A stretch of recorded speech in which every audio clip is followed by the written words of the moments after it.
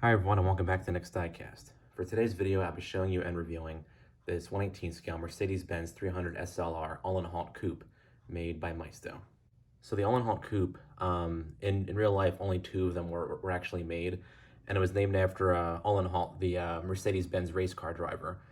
And Mercedes actually made, for like the European racing circuit, the 300 SLR race car, which is basically the same thing as this, only instead of, your traditional kind of closed up coupe, the whole car was flat and then only had one seat on this side.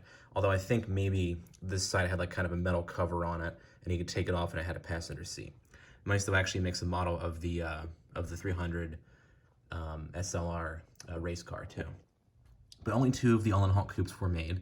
One of them I know is currently in the Mercedes-Benz Museum in Germany, and the other one, Uhlenhaut, he actually owned himself, and he actually drove it on the Autobahn. I think the story, I read it on Wikipedia. He had to drive like across Germany to get to like a meeting that was related to Mercedes, and he drove the car all the way across to get to the meeting. And some kind of like record time too. But this actually was the fastest vehicle in the world for a brief time. It was out in 1955. And it's pretty similar to the 300 SL Gullwing, which is kind of different. It basically had kind of the same like shape from like the doors back, but the front end was different. It had kind of like more round headlights and the grille was slightly different. But the shapes of them, of the SLR and the SL, were different.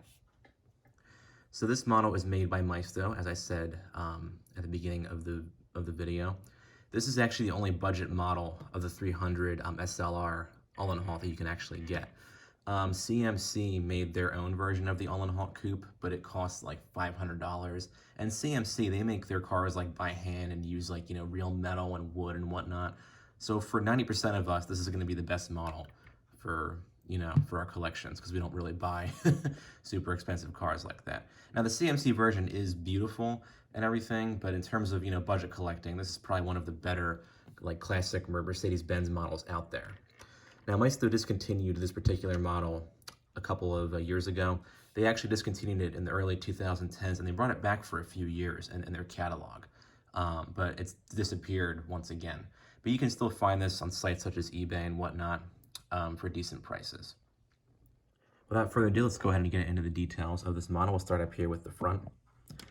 Maisto really did a nice job with the overall shape of both the front end and the whole car all together.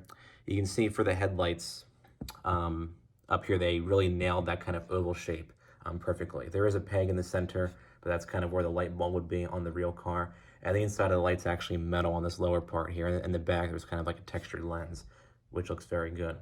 These lower fog lights you see down here, they're actually kind of separate, like plastic crystal-like pieces instead of being painted on or not on there at all. Maisto actually did do separate pieces, so that's really cool to see. This grill you see here is actually a hollowed out grill, and you can actually see the radiator behind it. It's kind of hard to see from this angle, but if you look at it closely, you can see it. This whole thing is actually a separate plastic piece too, and it's not loose or anything, and the gaps are nice and flush. Up here, you do have a vent on the hood. It's not like perforated or anything. It does have kind of like a meshy texture to it, but it would have been nice if Maisto had made it maybe looks more silver. I think on the real car, it was silver or chrome instead of this like kind of dark gray, but that's kind of like a nitpicky detail there. Paint quality overall on this car is fantastic. The metallic silver really looks great, especially with like the wire wheels and the red interior and everything. It just looks great. It is kind of like darker in some areas than others, but in this light, you can't really tell. It looks perfect. Maisto did a really fantastic job with these wheels here. They're like these wire wheels, and you can see they have the knockoff hubs here. And what that was, to get the wheels off on both the race cars and on like the Uhlenhaut Coupe here, you would take a mallet and kind of like knock on one of the corners here, and it would come off. And then you'd be able to remove the wheel. So instead of your traditional, like lug nuts, these rims would come off with like the mallet on the center here. The wheels look like they're made of like a real kind of like metal.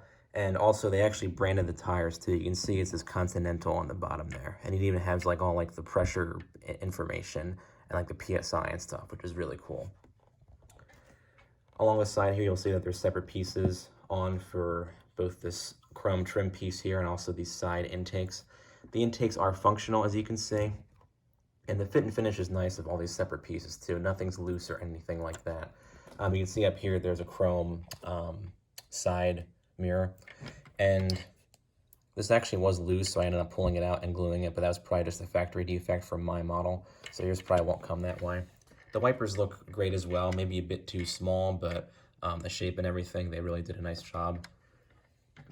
Moving along to the back here, there is a Mercedes-Benz badge, and you can see it says a 300 SLR right underneath it there. I wish Maisto maybe made it more maybe chrome looking, because the way it almost kind of blends into the paint a little bit, especially from a far distance.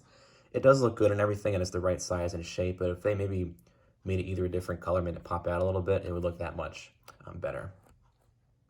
This license plate down here that actually was on the real Uhlenhaut Coupe, so that's really cool to see. So the taillights back here, they look good overall. They're kind of done in like a reflective sort of chrome, and they're painted over with like a chrome red and chrome like amber for the turn signals.